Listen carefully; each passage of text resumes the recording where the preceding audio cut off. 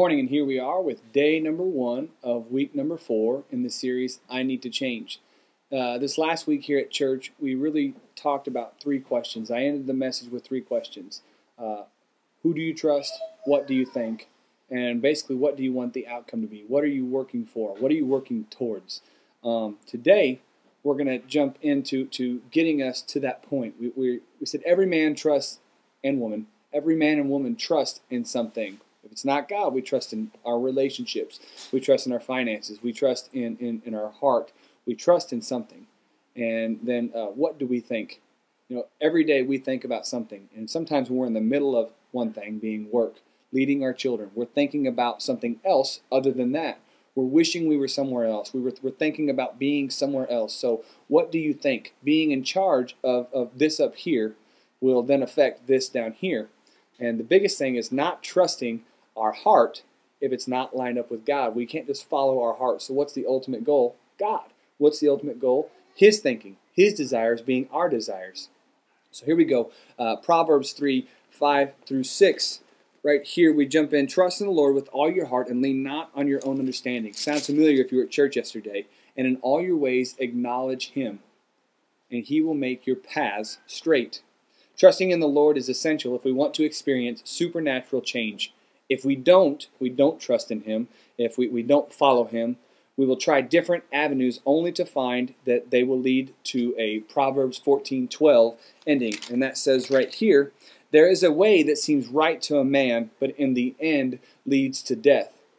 When we're left to follow our own heart, our own way, it can lead to death if we are not lined up with God. So the Bible encourages us not to follow our heart, but to follow God, follow Him.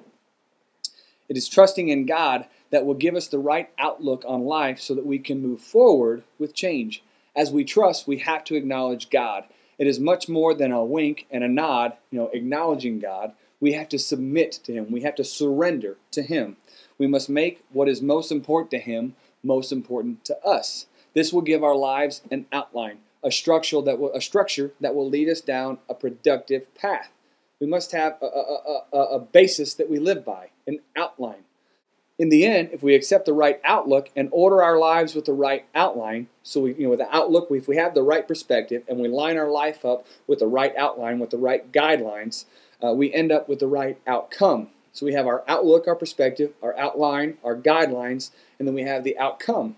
And you can think of this as like a bowling alley. I've always looked at life a lot like a bowling alley. On the sides we have the gutters, and if we have the lane, the alley, that's us moving with God. Sometimes we get really close to the gutters and we get close to falling off. That's when we have to renew our minds daily, get out of the water, walk up to the beach, find where you were originally located, and line back up with God. And then what's the ultimate goal at the end? A strike, success. Lining up with God, achieving an eternity with Him, leading others to Him, having a goal in all that we do. So having the right perspective, we have to be looking at what we're going for. Sometimes in bowling, we can't just throw all the way down the bowling facility, down the other alleys. We have to look at what we're aiming for, line up with it, the outline, have the guidelines, and know the outcome. If we can line up all those things correctly, then we can have the right outcome. God will make our paths straight. God wants to put us on the shortest path to a blessed life. God wants to live a blessed life. He wants us to have a blessed life.